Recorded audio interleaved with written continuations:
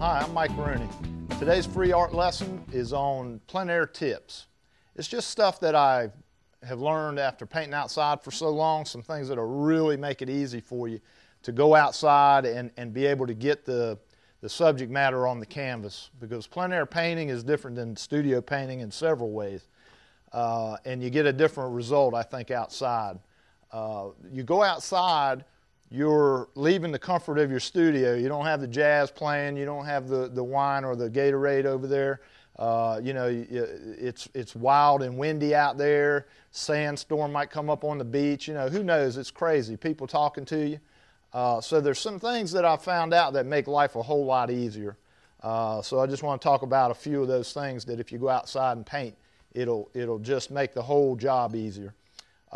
First thing is always carry an umbrella. If you go outside and you have your setup here, you can't work with the sun coming over your shoulder or down onto your canvas very easily. I know people that do, but it's really hard because there's so much glare coming off of the white canvas. It throws it back. The sun is hitting the palette. It's hard to mix the colors out in blinding sunlight because you can't judge values. You can't tell what value it is. You can't even tell quite what color it is because it's so blinding.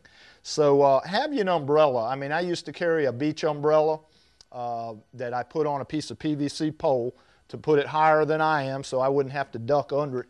And I had ropes tied to the inside that went down to stakes. So when I went and picked a spot I wanted to paint, I would slap up my umbrella and drive some stakes in the ground, and I had a great amount of shade. I had a lot of shade, and it's cooler also in the summertime.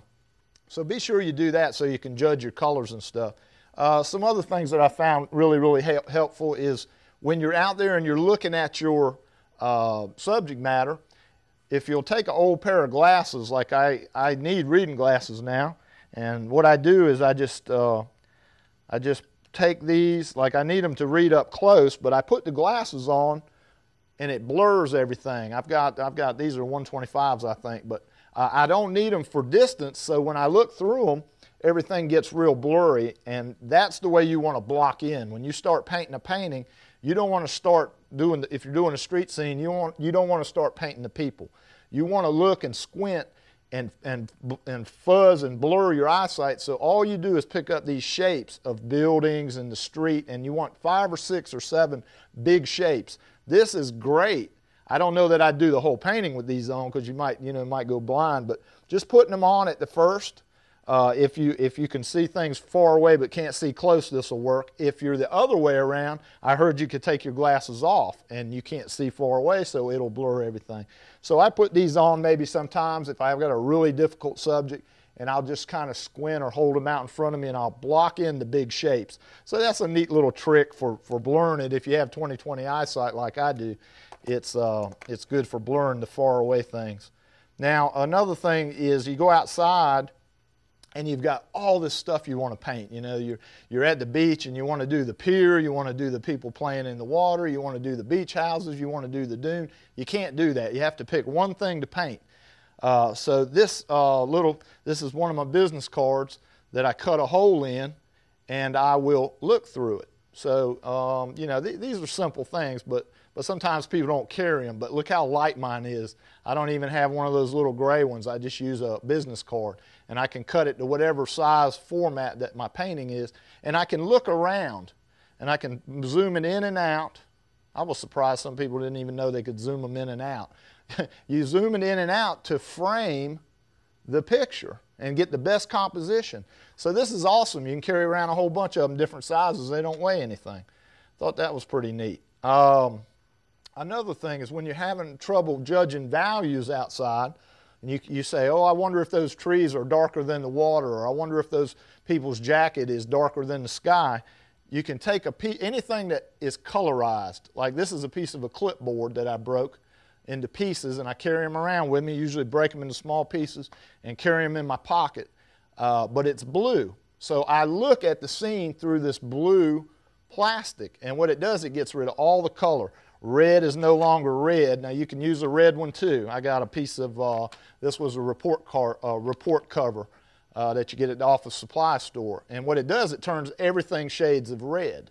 So, but when I'm looking at through the blue glass, this doesn't look red anymore. It just looks like blue values. It's going to either be a light value. I did a free art lesson on how to make your own value scale with 5 values on it, with 1 being white and number 5 being the darkest color, whether you're working in purple or blue.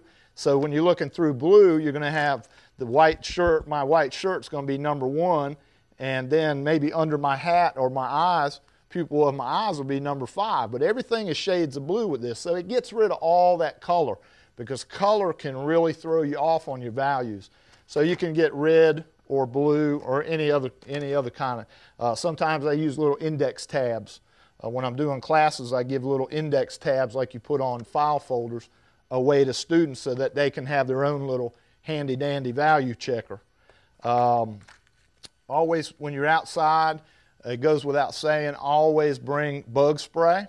And I found that instead of covering yourself with bug spray, if they're airborne or flying, you have to do that, like mosquitoes or those black biting flies.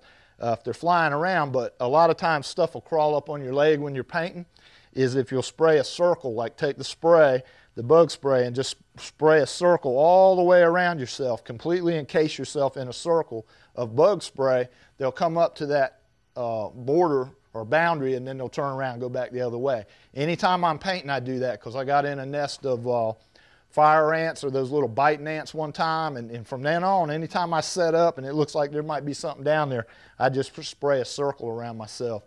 Be sure you take water out there too, because you're outside painting, you don't realize it, but you're dehydrating.